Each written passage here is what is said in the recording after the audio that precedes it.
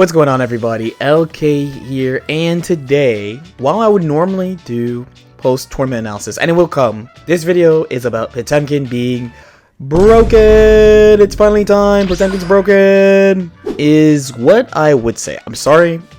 This video title is definitely clickbait, but not in the way, honestly, it is in the way that you think. We're going to talk about Potemkin, but we're going to talk about more than Potemkin. This video is not actually about how Potemkin is broken. This video is not even about how good or bad Potemkin is. It's more about characters in Guilty Gear Strive and honestly modern fighting games being trash, being broken, and why you might hear a lot of like higher level fighting game players say about their game, like what I say about this game, that all the characters in the game are good. Alright, so what you see here is, this is a pretty old tier list. This is from Guilty Gear Strive 1.10. You can tell it's an old tier list a bunch of ways, honestly. I mean, the main one would be Happy Chaos placement more than anything, right? You can also tell this is an old tier list because it is lettered S, S-, A plus, A, and B. My newer tier lists are like, these characters consistently win, these characters have a good chance of winning, these characters were in brackets, and then the last group would be like good but not solo. This has kind of been like the format I've been using for a little while now. And there's a big argument that comes up with tier lists besides do they matter or not, that come up with the lettering. So specifically, why do people use like S, S-, A plus, A, B? It happens way more in modern fighting games than old games. In old games, you'd see like S, A, B, C, D way more often. And there's some people who've been around for a while. I won't even use myself as an example. You could talk about like some top level Japanese players, for example, like people like Goichi and stuff, where they will do like this kind of SS- A, B thing. And routinely, when I would make these lists, there was always people in comments being like, why do you do it like this? What happened to the bell curve? Why are things so close? Like, it's impossible for all the characters to be so close. There should be an average character and a bad characters and good characters. And I mean, I actually went away from doing letter tiering because I hate the argument. I actually despise repeating myself over and over. But I actually think it's worth revisiting because we've had a bunch of things that happened in Guilty Gear Strive this year. So first was the rise of Anji at Frosty Faustings. That was a big one. Then we had the Soul Geo Soul top 3 at Arc Revo. Zato overcoming many bad matchups at EVO Japan. And now this past weekend, of course, everyone's talking about Snake Eyes, but over in EU, in lovely Europe, we had Happy Chaos winning, but the next two characters were characters that people consider to be politely basura, right? So you had Potemkin in third. I believe the player's name is Duke from Italy. And then from France, Vive la France, we have Patachu, who is playing Sin, and Chip. So Chip, many people think, is a very good character. Sin, many people think, is not a good character. I used to just be like, oh, like the list means what it means. But I think a lot of the discourse that's been going around now in Guilty Gear Strive, and also this happened in Dragon Ball, will help me explain why people do this, right? And of course, before we do anything else, I have to admit I lied to you once again. We actually are going to talk about Potemkin. We are going to talk about how good he is and how not good he is, right?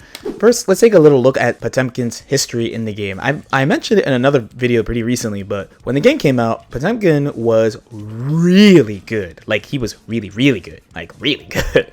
Honestly, he came out, he was in a pretty good spot. He's the first character that really abused Guard Crush a lot with regard to impact. And I mean, honestly, on launch, I hated Potemkin. I was like, Guard Crush is stupid. This character is stupid. What is the point? Like, why are they doing this to me? I was taking it personally.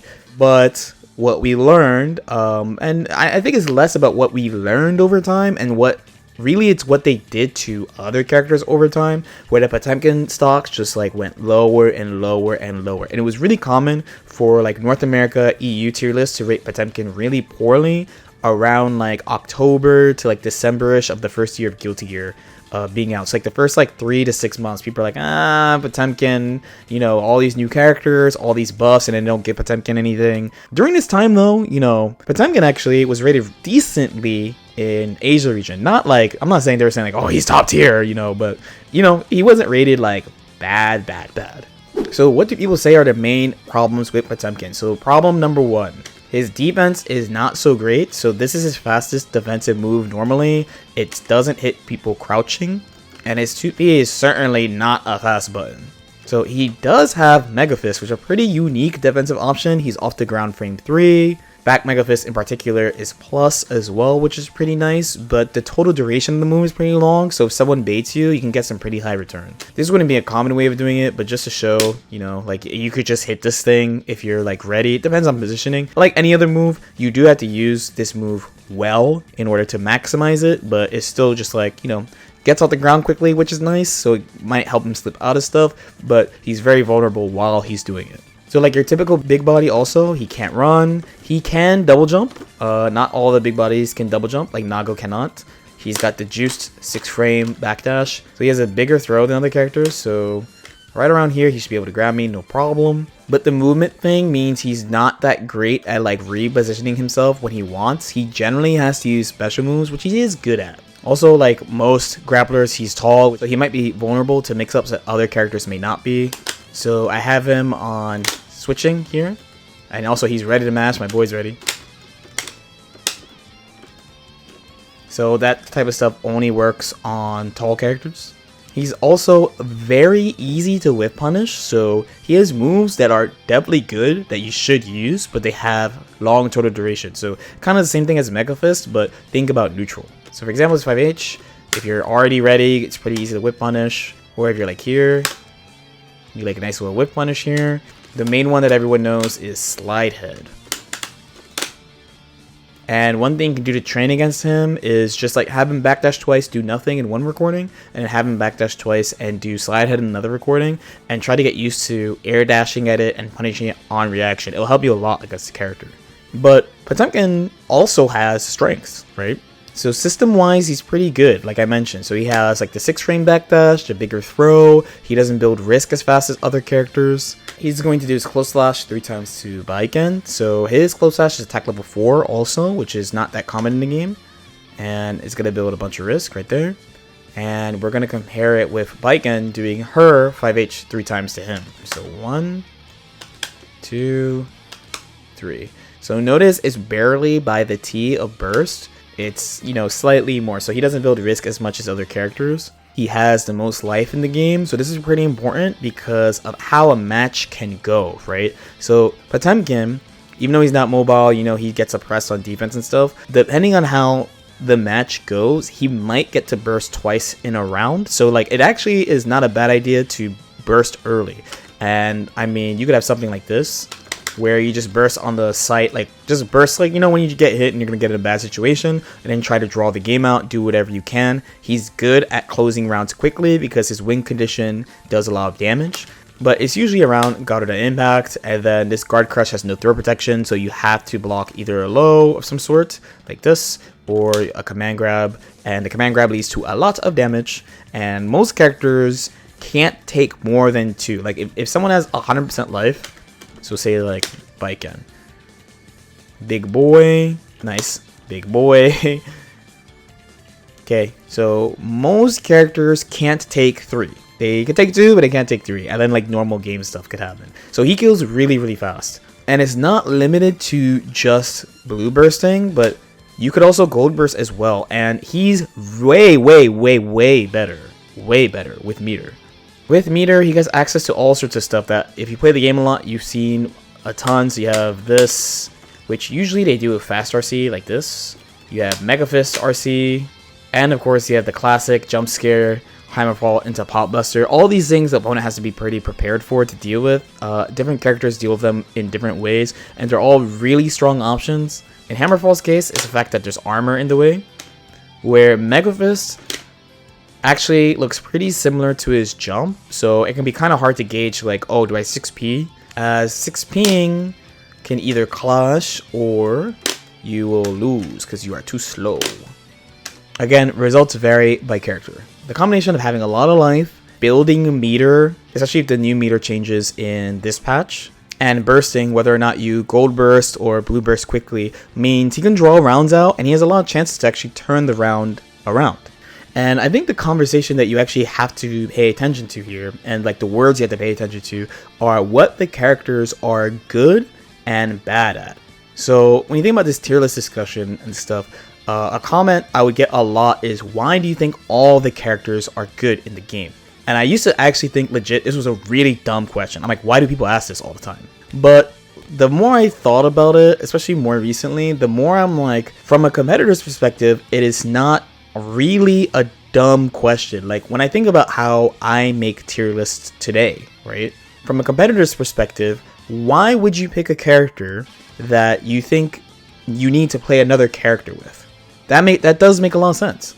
Like, if your goal is to win, you have a couple of ways you could do it, but you could look at the cast and be like, just who's the easiest to win with? Like, who is the most consistent that's easiest to win with? So I think where the disconnect comes is from people who may not be like deep in the tournament weeds. Like, you know, they're not traveling every week. They're not booting up like the online tournaments, but they still care about like who's good and are not good. So really, like, where I think the disconnect comes is that there's a type of person who thinks there are just bad characters and good characters and that's it. What I find, and I think other strong players would think this too, is that the general cast of games are made now so that if you are playing the game for fun, you can pick any character and have fun and win playing with your friends or even playing online.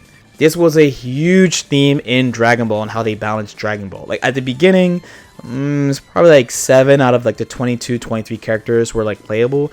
But by the time we got into the last version that I played, which was like season 3.5, basically you could use everybody. Everyone had assists that were proven in tournament play. Everyone had stuff that top tiers had. I mean, the example was them giving lariats to absolutely everybody, or buffing people's lariats, or even giving people single button lariats like the Vegito 5M. And I think it extends to this game as well. So when I look at a character that I consider not a super great tournament character, so generally people think characters like Sin, Potemkin, depending on who you talk to, Ino, Milia, so characters like this, right? I think these are the 4 characters I rated as good but not solo. So like when I look at these characters, I see strengths and I see weaknesses. And I think where the disconnect comes from the words we use to talk about characters. So like take Milia when the game came out, right? So and this is funny when we talk about just discourse, because I think discourse is really important for this. Frankly, I've taken a lot of heat about this character. I love this character. I played this character in Exerd, love this character for real. And I played her a lot in Strive. And when Strive came out, Milia and Chip were both looked at as like just trash characters, because a lot of new players came to the game and these two characters don't really give room for error. Like when you mess up, you die. If you played any other Guilty Gear game, you know this too. If you mess up with Chip, you die. If you mess up with Milia, you die. There's not a lot of room for error, but the trade-off is you get a bunch of strengths. And when I was playing her, I understand too that Milia is the type of character you have to build, you have to see what was going on and stuff. And I was like, honestly, like, especially for when the game launched, I was like, this character is fine, I think. You know, like, I'll do my best with this character. She's my long-time character, and I understand that things will take time, and I know her strengths and weaknesses. I took this character to a bunch of tournaments, right? I got 4th at the first Evo, I got 4th at Summer Jam, the first offline major for the tournament, I got 4th. The first CEO, I went solo Milia, I got 9th. I would say I had some pretty good results with the character, despite what some people who tried to call me a down player with this character. Usually what they say is, what have you done with the character? You've always downplayed her. Well, the whole time I was playing her, I was looking at her strengths. Fast, good at whip punishing, good mix-up, things like that. The issue comes from the words people use about the character. So people called her trash. People called Chip trash. So now it's like, what ends up happening is when characters get changes, the discourse swings the other way. So if a character gets a buff, because you call the character trash, what does that suggest? It literally suggests garbage. Garbage. You're saying Milia is garbage, right? So when Milia gets buffs, or when Anji gets buffs, or when Kai gets buffs, the discourse swings drastically the other way, and now like, oh, top 5, oh, winner of the patch, oh, broken, right? And then when the version gets developed again, they go, oh, well, you know, like, we kind of overrated Kai, or, you know, we kind of overrated Milia. So this is why people are always so shocked when characters that are considered not tournament meta do well, because anyone who actually plays the game competitively knows that all the characters have strengths, all the characters have, we call them win conditions. Every single character in this game has a win condition. Potemkin gets you in the corner, makes you block Garuda. He's in his strongest situation. You can't jump because if he reads you, Heat Knuckle 50-50. Pop Buster does mad damage. If he does Pop Buster with meter, you die. Also, he has like Gigantor to turn things around. He has all this stuff. He's weak at a bunch of stuff, but he's good at other stuff. This SABCD thing comes from characters not working, characters actually being bad, characters having tools that don't work together, characters not being able to combo for no reason. I want to give credit to fighting game developers where it's due. Depending on the type of person, this might be a good or bad thing, but you know, they keep changing how fighting games are being made. A lot of people go boohoo, the games are getting simpler. I don't really feel that way. I always feel like they streamline things, but then as usual, like players play the game, they develop a bunch of stuff, patches come, new mechanics, things like that, and the game grows into what people love looking back on. And one of the biggest pieces of credits I want to give to fighting game devs is how much better they are at two things. One, not ruining characters between patches, and two, making sure all the characters are playable. And that's where really that style of like tier lettering you'll see from top players where like the lowest rank is B. Everyone thinks it's bullshit, but it's really not. It's that I know you're gonna get tight, but if you feel this way, you have to say that the people who win with characters like Potemkin and Sin are actually just fucking gods. And that means you're totally discounting the things the character can do. You're saying that these characters are literally disadvantageous and can't do anything and have nothing that works and have nothing that's effective against other characters all the time, and the people who win with them are just so much better than everybody else, which I think you could admit is not true. I think you could say that these characters do have stuff that's good about them. For a long time, in my fighting game experience, I have been thinking it's not that the weakest characters in the game are bad, it's that the strongest characters in the game are very strong. And for some people, they just can't seem to wrap their head around this, but I think by looking at a character's strengths and weaknesses, it could be a lot more clear. So, is Potemkin broken? No way. Just because Potemkin wins a tournament doesn't mean he's broken. Just because Ino gets top 8 at Super Majors doesn't mean she's broken. What we can say are that the players are good and they're capitalizing on the strengths of their characters instead of only focusing on the weaknesses, and you should try to learn from that as well. Anyway, let me know what you guys think.